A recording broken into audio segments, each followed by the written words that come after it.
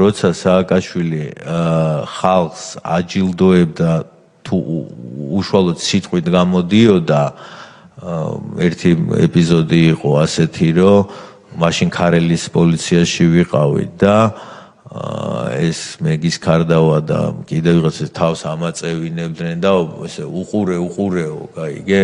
ჩართული ტელევიზორი ქონდას ჩართული ჩემთან ოთახში. რას უყურეო? სააკაშვილის გამოსვლას სიტყვით.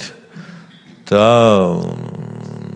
როგორც კი მეც რაღაცას უკომენტარებდი ხოლმე და მე ისევე მცემდნენ და გონებას ყვა პრაქტიკულად ეგ ეპიზოდი ქარელის პოლიციის ყველაზე ბუნდოვნად მახსოვს, იმიტომ რომ ვიყავით დაახლოებით 1-5 საათი იქ და 5 საათის განმავლობაში ხდებოდა რამოდენიმე ადამიანის არანორმალური ცემა.